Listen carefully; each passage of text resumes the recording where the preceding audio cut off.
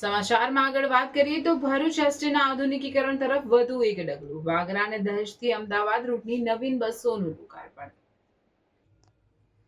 ભરૂચ મુસાફરોની સુખાકારી અને સલામતી માટે પ્રતિબદ્ધ ગુજરાત રાજ્ય માર્ગ વાહન વ્યવહાર નિગમ દ્વારા ભરૂચ વિભાગને નવીનતમ બસોની ફાળવણી કરવામાં આવે છે. ભરૂચ ડેપો દ્વારા સંચાલિત વાગરા અમદાવાદ અને દહેજ અમદાવાદ રૂટ માટે આપવામાં આવેલી આધુનિક બસોનું ભવ્ય લોકાર્પણ સમારંભ હર્ષોલ્લાસ સાથે યોજાયો હતો. લોકાર્પણ પ્રસંગે વાગરાના ધારાસભ્ય અરુણસિંહ રાણા તેમજ જિલ્લા ભાજપ પ્રમુખ પ્રકાશભાઈ મોદી વિશેષ ઉપસ્થિત રહ્યા હતા. મહાનુભાવો દ્વારા લીલી ઝંડી બતાવી નવી બસોને પ્રસ્થાન કરાવવામાં આવ્યું હતું. આ કાર્યક્રમમાં ભરૂચ એસટી વિભાગના વિભાગીય નિયામક સંજય જોશી, સ્થાનિક આગેવાનો, એસટી કર્મચારીઓ અને મુસાફર જનતા મોટી સંખ્યામાં ઉપસ્થિત રહી હતી.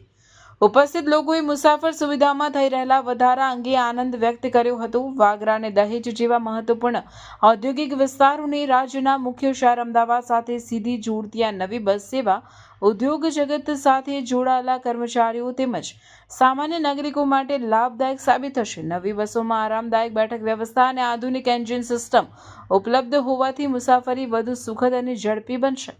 આ પ્રસંગે ધારાસભ્ય અરુણસિંહ રાણાએ જણાવ્યું હતું કે છેવાડાના માનવી સુધી પરિવહન સેવા પહોંચે અને ઔદ્યોગિક વિસ્તારોમાં કનેક્ટિવિટી વધે તે સરકારની પ્રાથમિકતા છે. રિપોર્ટર રવિ સૈયદ, ભરૂચ. ગુજરાતના આદરણીય મુખ્યમંત્રી શ્રી ભૂપેન્દ્રભાઈ પટેલ કે જેઓએ ગુજરાતના 182 ધારાસભ્ય દીઠ 182 તદ્દન નવી અને જીપીએસ સિસ્ટમ સાથેની એસટી બસ અર્પણ કરેલી છે. અને આ એસટી બસ અગાઉ જે 52 સીટની હતી એ અત્યારે 46 સીટની કરેલી છે.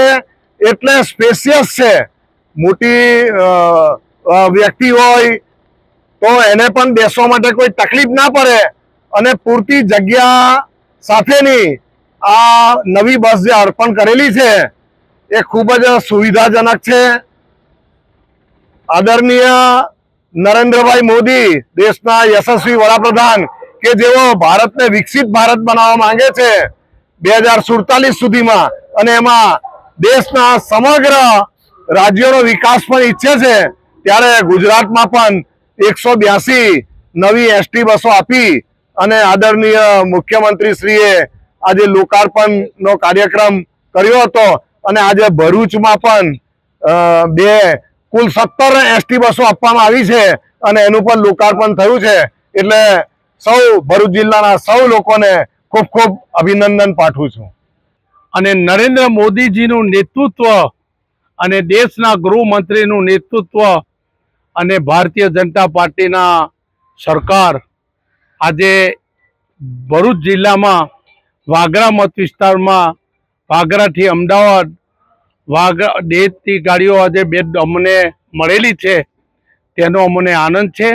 મારા ભરૂચ જિલ્લાને 17 ગાડી મળી છે અને હજુ પણ જેટલી ગાડી જોઈતી હશે એ અમારી સરકાર આપવા કટિબદ્ધ છે.